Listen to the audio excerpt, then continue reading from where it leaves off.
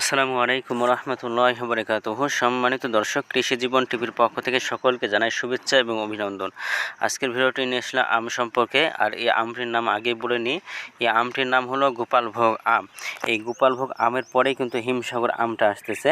তো আমরা কিন্তু অনলাইনে সেল কিন্তু আমরা শুরু করে দিয়েছি গোপালভোগ আম। তো আপনারা দেখতে পাচ্ছেন আজকের অর্ডার কিন্তু অনেক ছিল, প্রায় 10 মনের মতন অর্ডার ছিল। সেই জন্য এই আম কিন্তু নামানো হচ্ছে গোটা যাদের এই বাগানে যতগুলো গোপালভোগ গাছ আছে, এই গাছগুলো কিন্তু আম কিন্তু পাড়া হইতেছে। একটু পরে কিন্তু আমরা ক্যারেট করতে লাগবো এই আমগুলো, যাতে করে এই পেরে নিয়ে এসে এখানে রাখা হচ্ছে এই জন্যে যাতে করে আঠাগুলো যেন শুকায় যায়। আর আঠাগুলো শুকায় যাওয়ার কারণে কিন্তু দেখা যাচ্ছে যে আমটা নষ্ট হবে না। আর আমরা খুব যত্নের সহকারে কিন্তু আমটা আমরা পারি, যাতে করে আমের জন্য কোনো ক্ষয়ক্ষতি বা আম যেন পচে না যায়, সেজন্য কিন্তু আমরা সেই সিস্টেমটা করে থাকি। আপনারা যদি বাজার থেকে আমটা নিতে নেন, তাহলে কিন্তু তারা কিন্তু সেই সময় কিন্তু এত যত্ন করে কিন্তু আমটা তারা পারে না।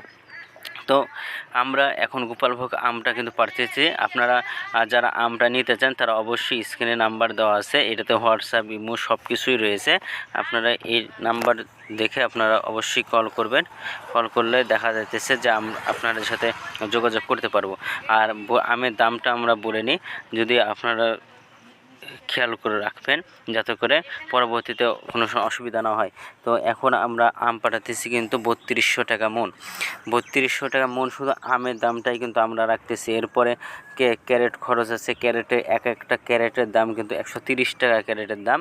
এবং সাথে সাথে যেই আপনার কুরিয়ার আছে, দেখা যাচ্ছে যে ঢাকার মধ্যে 10 টাকা নিচ্ছে এবং ঢাকার বাইরে 12 থেকে 13 টাকা করে কিন্তু কুরিয়ার খরচ নিচ্ছে। 12 থেকে 13 টাকা কেজি প্রতি কিন্তু খরচ নিচ্ছে। সেটা মাথায় রেখে কিন্তু আপনারা অবশ্যই আমের অর্ডার দিবেন। তারপরে দেখা যাচ্ছে যে এই আমের ক্ষেত্রে কিন্তু টাকাটা আগেই কিন্তু পেমেন্ট করতে হবে আপনাদেরকে।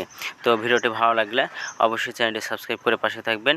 ধন্যবাদ সকলকে। নিজে ভালো থাকুন, সুস্থ থাকুন, অপরকে ভালো রাখুন। আসসালামু আলাইকুম রহমতুল্লাহ।